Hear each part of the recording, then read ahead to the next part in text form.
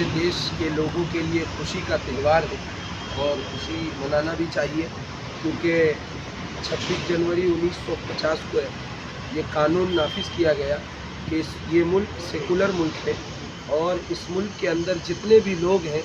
तमाम के तमाम, चाहे वो जिस ज़ात से ताल्लुक़ रखते हों, चाहे वो जिस समाज से ताल्लुक़ रखते हों, तमाम के तमाम को इस मुल्क में जीने का इतना ही हकदार है, इतना ही वो शख्स हकदार है जितना एक अमीर आदमी हकदार है, और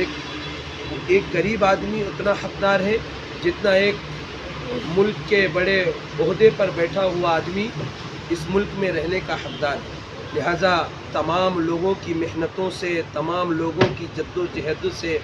और उसके अंदर तमाम मज़हब के लोग मिलकर इस मुल्क को आज़ाद कराया, और इस मुल्क को आज़ाद कराने में तकरीबन जितने लोग हैं सबका खून शामिल है।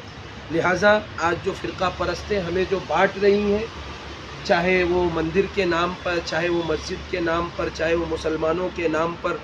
लिहाजा उन फ़िरका परस्तों से एक बात ज़रूर कहेंगे कि तेरे बदन से न तेरे आस्ती से आएगी, शहीद हम हुए हैं तो हम ही से आएगी। बदल रहे हो जो तारीख़ तो बदल डालो,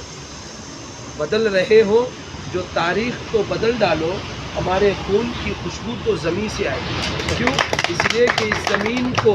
और इस मुल्क को आज़ाद कराने में हम सब ने कुर्बानियाँ दी। अगर भगत सिंह ने कुर्बानियाँ दी हैं तो मौलाना अबुल कलाम आज़ाद की कुर्बानियों को भुलाया नहीं जा सकता। अगर राजा रंजीत सिंह ने इस मुल्क को आज़ाद कराने में कुर्बानी दी है तो फिर नवाब सिराजुद्दौला जैसा बहादुर, उसकी भी कुर्बानी भुलाया नहीं जा सकता। मैं थोड़ा सा 1 मिनट के अंदर नवाब सिराजुद्दौला के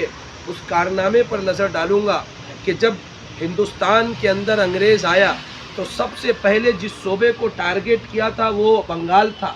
बंगाल के अंदर जब अंग्रेज़ आया और जब उसने अपने नापाक कदम बंगाल की ज़मीन पर रखने शुरू किए तो उस वक्त सबसे पहले अंग्रेज़ के ख़िलाफ़ आलम बगावत का ऐलान करने वाला, उसकी आंखों में आंखें डाल कर बात करने वाला, उसको ललकारने वाला अगर कोई था तो वो हमारा भाई, हमारा दोस्त और हमारा रहनुमा नवाब सिराजुद्दौला था, जिसने अंग्रेज़ को ये कहा था, ये अल्फाज कहे थे कि अंग्रेज़ हमने तुझे देखा है और तेरे नापाक कदम इस मुल्क के हिंदुस्तान के अंदर जमने नहीं देंगे।